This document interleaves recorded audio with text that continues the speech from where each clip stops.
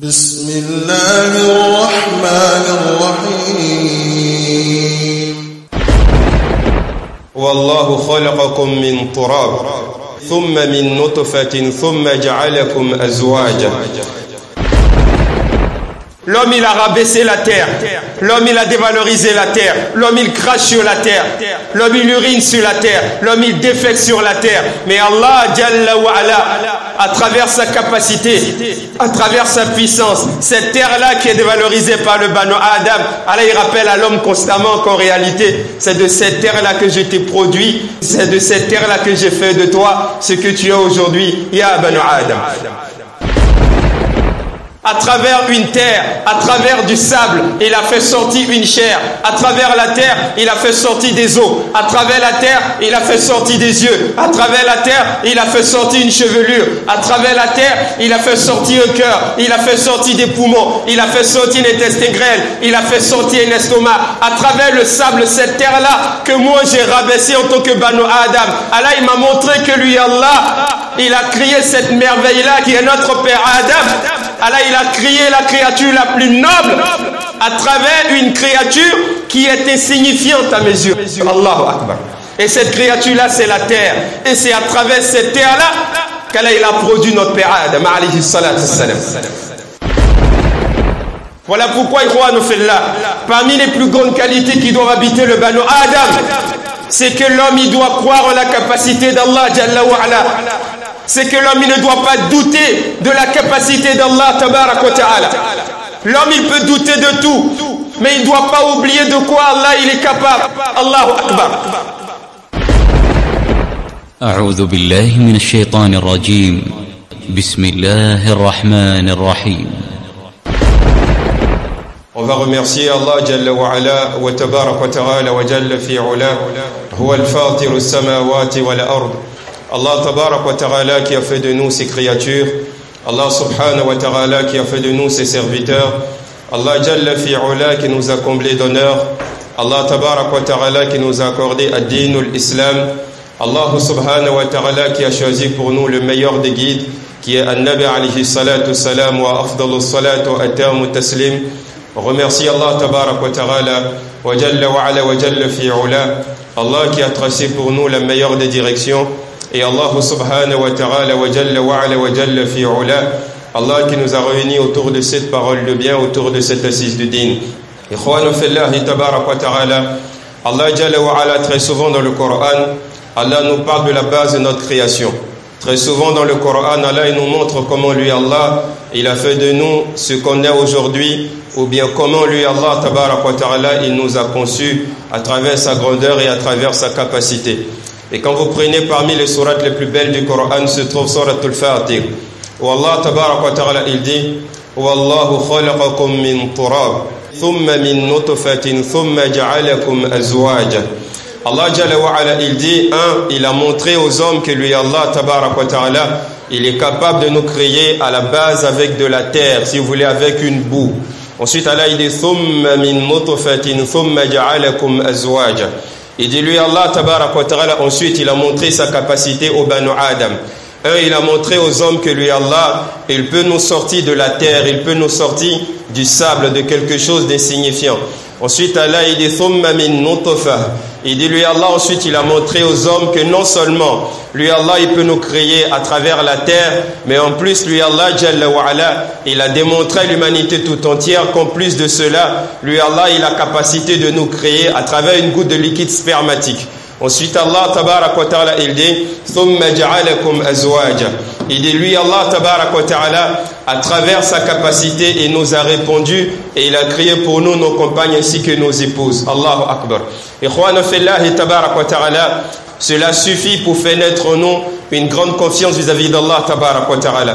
Cela suffit pour faire de nous de vrais croyants et ceux-là qui vont s'attacher à Allah tabarak wa ta'ala. Allah il nous donne une information qui contient beaucoup d'éducation pour chacun d'entre nous. Si on regarde dans la vie de chacun d'entre nous, on va se rendre compte que Wallah il a dans notre vie au quotidien, il y a une chose qui est rabaissée par l'homme. Cette chose-là, c'est Al-Ard, cette chose-là, c'est la terre. Généralement, dans la vie au quotidien du Banu Adam, Lorsque l'homme il veut cracher, l'homme il va rejeter cette chose-là en direction de la terre. Lorsque l'homme il veut uriner, il va trouver un endroit à la surface de la terre et il va uriner à la surface de la terre. Lorsque l'homme il veut faire ses besoins, s'il n'y a pas de toilette, il va se diriger dans un endroit et il va faire ses besoins à la surface de la terre.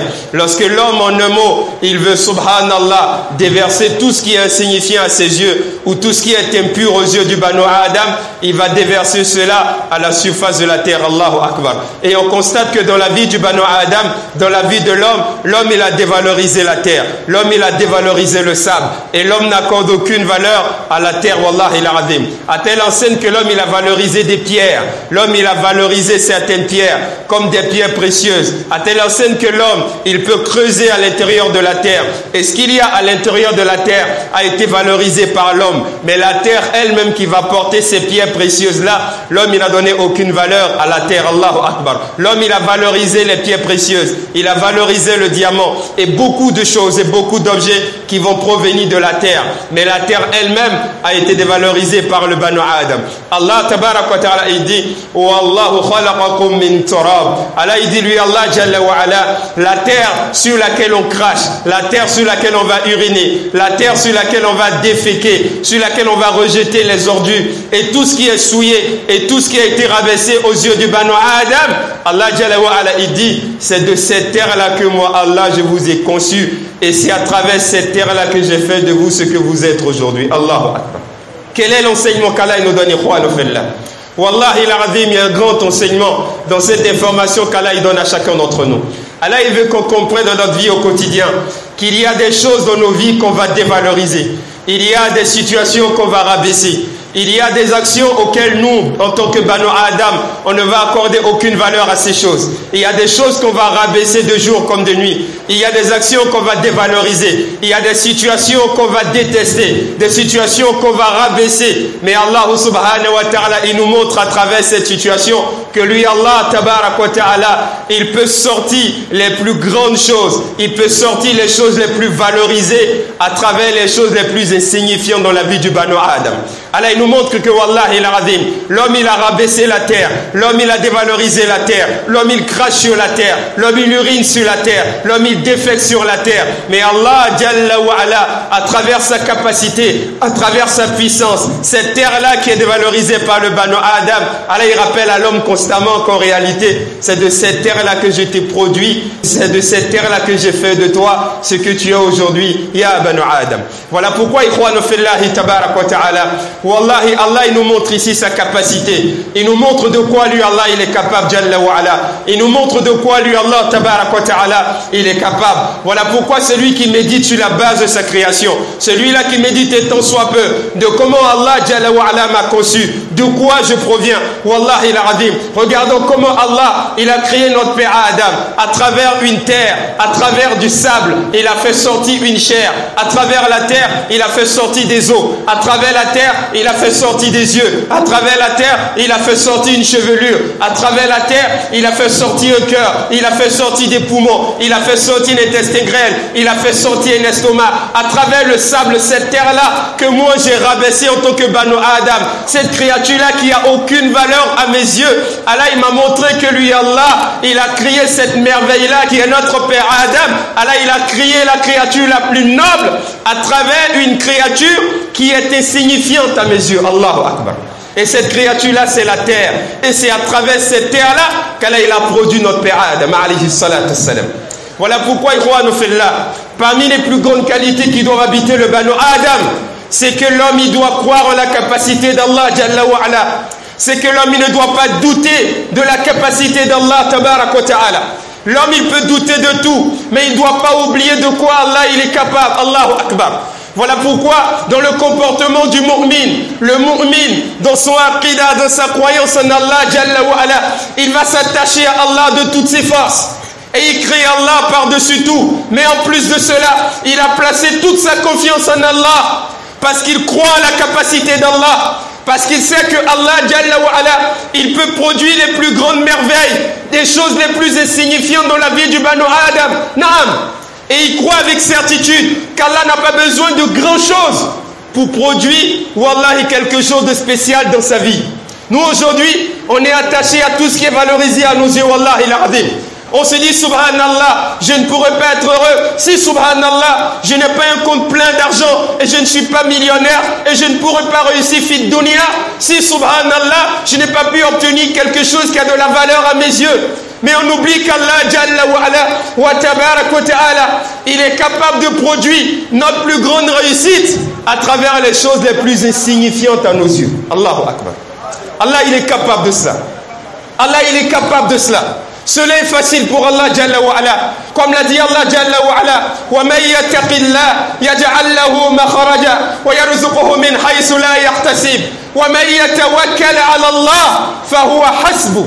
Tout ce qu'Allah nous demande est que nous on ait confiance en Allah. C'est tout. J'ai un problème devant moi, j'ai une situation difficile, je ne sais pas comment m'en sortir, j'ai beaucoup de difficultés, beaucoup de problèmes, je suis malade, ça fait des mois et des années, je cherche du travail, ça ne va pas, mon père il est malade, ma mère elle est malade, rien ne va. Allah il dit Jalla wa ala wa tabarak wa ta'ala, tout ce qu'Allah il te demande, toi il faut placer ta confiance en Allah et faire ce qu'Allah il te demande, c'est tout. Comment Allah il va changer ta situation? Par quoi Allah il va changer ta situation? Si Allah il veut, il utilisera l'une de tes connaissances. Si Allah il veut, il utilisera ton diplôme. Allah Jalla wa ala, peu importe le moyen qu'il veut, il est capable d'utiliser les moyens les plus infimes et les plus minimes pour changer la situation du Banu Adam. Pourquoi? Parce qu'à la base, Allah il a créé l'homme de rien, de quelque chose d'insignifiant. Pour que l'homme il comprenne que lui Allah, avec de petites choses, il peut produire des merveilles et les choses les plus grandes. Allahu Akbar. Allahu Akbar. Regardez la vie de ce compagnon de Nabi alayhi salatu salam, Thumama, celui-là qui venait de la tribu de Banu Hanifa, ce grand compagnon de Nabi alayhi salatu salam. À la base, il détestait Nabi alayhi salatu salam. Thumama, il était le chef d'une tribu qu'on appelle les Banu Hanifa. Et celui-là, Naam, il détestait le prophète alayhi salatu salam. Il n'aimait pas Nabi alayhi salatu salam. Son plus gros souci était comment mettre fin à la vie de Nabi alayhi salatu salam. Comment tuer Nabi alayhi salatu salam. Quand il dort, il ne pense qu'à ça. Il ne raisonne qu'à ça. Il fait tout son programme pour pouvoir trouver un plan pour tuer Nabi alayhi salatu salam. Jusqu'à ce qu'un jour, dans ses sentiers, il a croisé un groupe de Sahaba radiyallahu ta'ala anhum. Et qu'est-ce qu'il a fait cet homme-là? Le chef de la tribu de Banu Hanifa. Cet homme, il a capturé ses compagnons et il les a tous tués. Tellement il détestait le Nabi alayhi salatu salam. Tellement il détestait les musulmans. Lorsqu'il voit un musulman, il veut juste te trancher la gorge. Il veut juste te tuer. Et il a tué ses Sahaba radiyallahu ta'ala anhum. Et il guettait le Nabi alayhi salatu salam. Mais vous allez voir dans la vie de cet homme que lui, Allah Jalla wa ala, il peut changer notre vie avec des situations auxquelles on ne s'attend même pas. Allahu Akbar. Alors cet homme, il a commencé, masha'Allah, à guetter à Nabi alayhi salatu salam. Et un jour, il a décidé d'aller faire la Umrah. Et lui n'était pas musulman. Et il y avait des gens qui n'étaient pas musulmans, des mouchriks. Ceux-là, parmi les koufars, qui partaient à la Umrah, mais qui partaient faire des sacrifices à leurs idoles. Naam. Alors Thumama, il a décidé de partir pour faire des sacrifices à son idole. Naam. Et il veut aller faire la Umrah. Naam.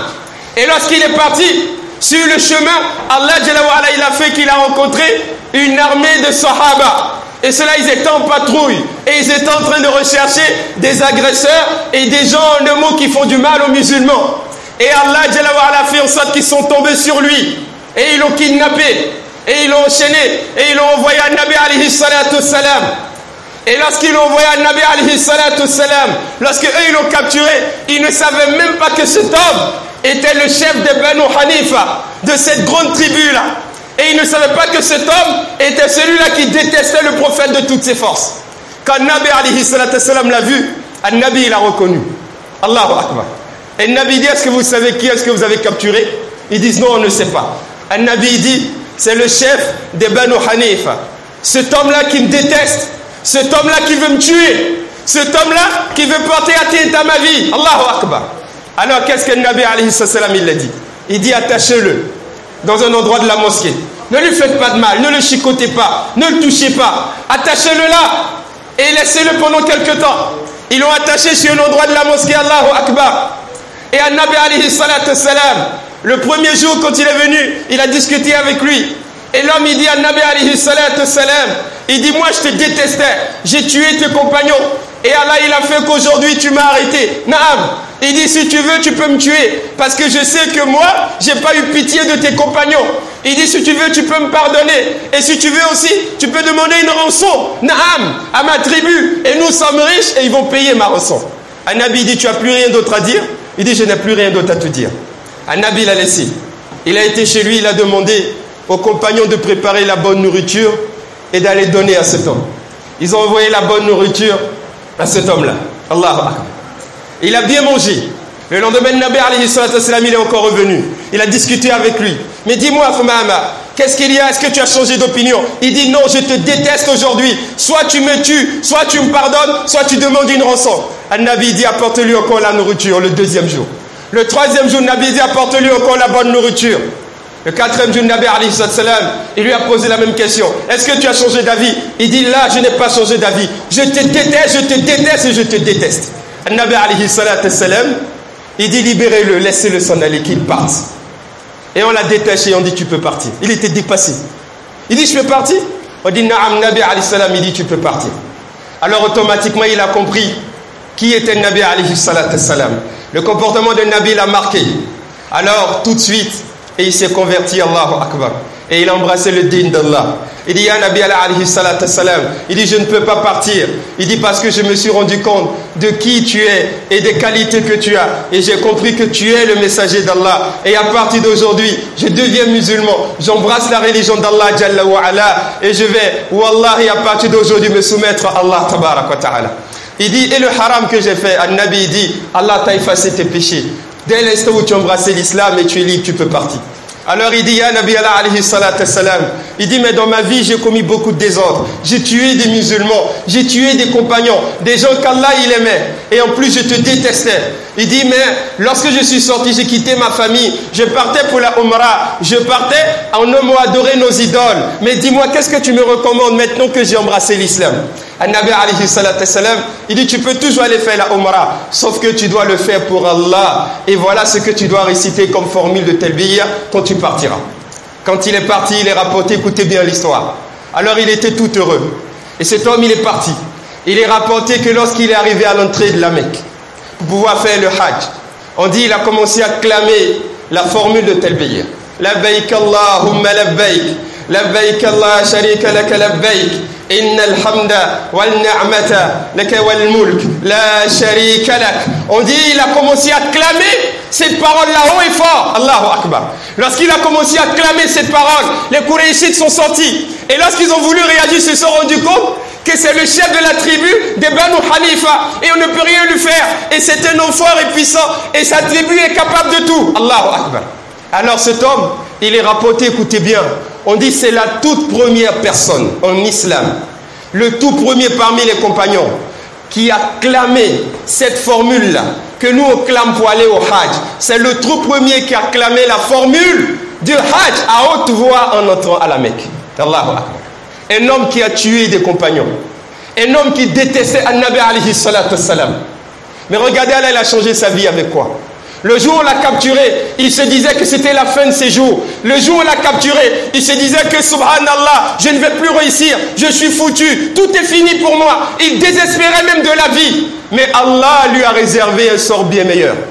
Il désespérait d'une situation, mais Allah il a fait de cette situation-là la plus grande source de miséricorde pour lui. Au moment où il pensait qu'on allait le tuer, qu'on allait l'assassiner, au moment où il pensait qu'il était perdant, c'est à ce moment-là qu'Allah a fait de lui un gagnant. Allah l'a guidé vers l'islam et Allah l'a utilisé pour clamer une formule que tous les musulmans vont réciter des années après lui jusqu'à Yawm al-Qiyamah. Allah. Pour qu'on sache qu'en réalité, Allah n'a pas besoin de grand chose pour changer notre vie. Wallahi al-azim. À nous d'avoir confiance en Allah. Peu importe la situation, attachez-vous à Allah. Peut-être qu'on ne sait pas d'où la solution sortira, mais nous on a confiance en Allah. Allah il est capable de tout. Wallahi, je m'adresse à tous ceux-là qui ont beaucoup de soucis. Ceux-là qui ça fait 5 ans, 7 ans, 10 ans, ils n'arrivent pas à avoir du boulot. Ne désespérez pas. La situation peut changer en 5 minutes, en 1 minute. Une entreprise vous appelle et on vous dit on a retenu vos dossiers, vous travaillez là, vous commencez la semaine prochaine.